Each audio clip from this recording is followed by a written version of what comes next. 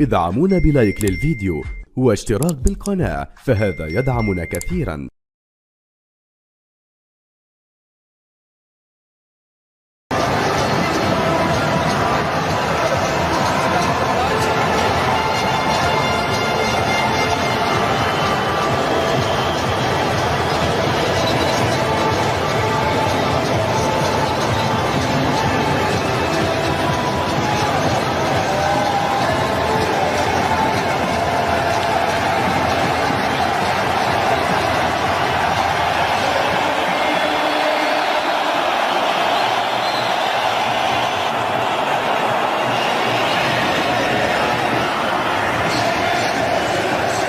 شكرا للزميل ايمن جاده. تحيه طيبه مشاهدينا الكرام متابعينا في كل مكان عبر قنوات بي ان سبورتس في هذا الموعد الجديد مع مباريات كاس العالم فيفا قطر 2022 واللقاء الذي يجمع المجموعه السادسه.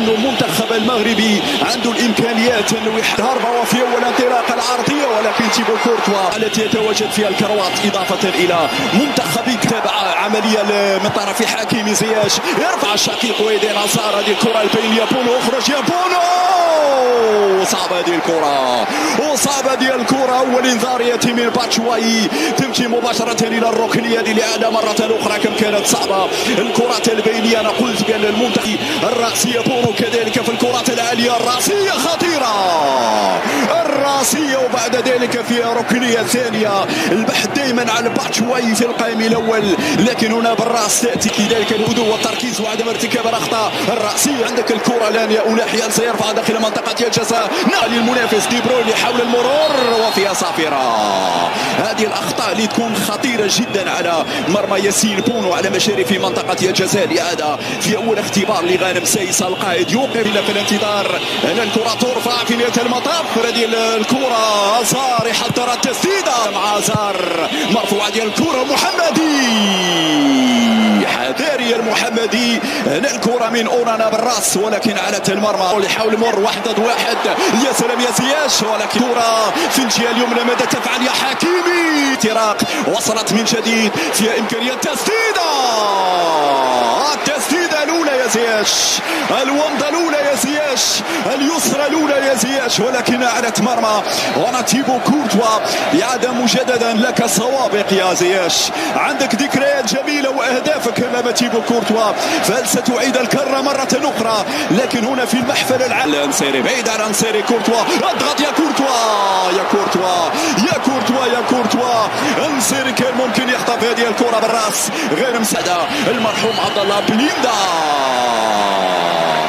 المزراوي، والكرة تخرج في عملية الصعود. يلعب في دار المدافع في وضعية التسلل. يقول الحكم أول حالة تسلل تسجل على المنتخب المغربي. حكيم زياش في أرضية الميدان، ولاحظ معي الصورة دائما مرفوع الكرة وبالراس وخاطئ اليمر، يرتكز على حكيمي في انتظار العرضية. ممكن مرر الكرة لمن يا محمدي،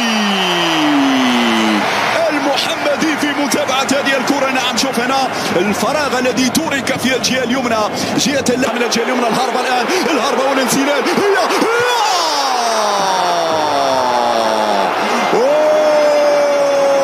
يا حكيمي، يا حكيمي، يا حكيمي، كنت أنتظر بأنك ستمرر يا حكيمي. هنا الاستلام في ضدر من دي بروين، يا دي بروين. اونانا خطير هذا اللاعب، ترفع الكرة عندك المحيك يا زياش، الشباك تناديك يا زياش.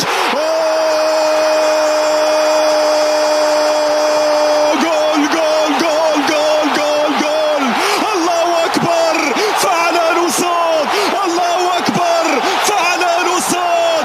زياش يا حبة المشماش، زياش يا حبة المشماش، يا سلام على نصاد. فعلوا الرجال، سجلوا في مرمى تيبو كورتوا.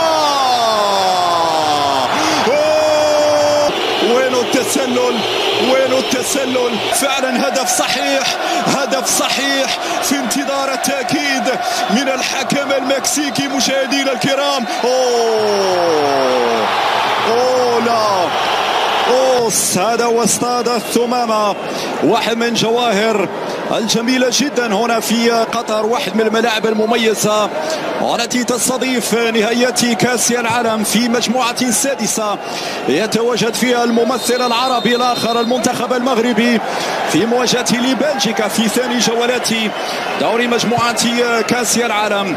شوط أول تذكيرا يتم استبدال الحارس، وطبعا الكل في يا أكرد أنت الأول يا أكرد محمدي يا زياش، هذه كورتك يا زياش، زياش يا زياش وزياش ممتاز يا زياش، معلش زياش في المرور، زياش يفتح لنفسه في الاستعداد، هل تمنح له دقائق مرور وزار مر هازار سدد، برافو برافو المحمدي، برافو المحمدي في اول اختبار مع بدايه الشوط المباراه الثاني. هنا اليمينيه والتموضع كان ممتاز من منير المحمدي للتنفيذ، الكره ترفع بالراس لكن مرت عاليه دون خطوره على مرمى الحارس منير المحمدي. الصور على اونانا اللي كان بالمناسبه احتياطي في المباراه. عندك زياش وفيتسيل ورغان والمرابط، عندك المحمدي بوفال في الاستلام، بوفال في الدخول، بوفال وجول على التسديده الماضيه، المهاره، الابداع، المرور، كل شيء كان جميلا. ان شاء الله مع زكريا بوخلال وبوفال يعطي اكثر ممكن. ضربه حره جانبيه، 6 لاعبين مغاربه،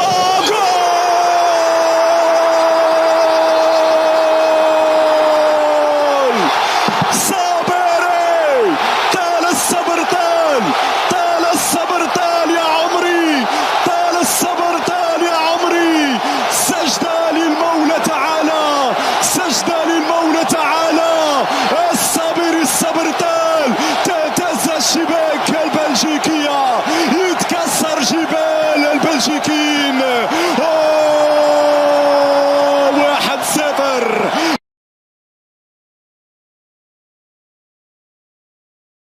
كل حاجة كل ما فيها. بصوا الشوربة بتاعتي اهي، لازم الشوربة عندك تكون شوربة حلوة، شوربة بط، شوربة فراخ، شوربة لحمة، بس الشوربة تكون صافية وحلوة. الشوربة عشان تطلع معايا بالجمال ده هقولكوا دلوقتي. معايا مكعب مرقة، لازم مكعب المرقة هينطق لك الملوخية خالص اهو، بفرمه وبروح منزلاه في شوية الشوربة، ومعايا الملوخية الخضراء. ما تيجي تحطي الشوربه ما تكتريش الشوربه قوي عشان ما تبقاش صيصه معاكي، لو تقيله معاكي هتعرفي تعالجيها بشويه شوربه، بس لو شربتها كتير مش هتعرفي تعالجيها.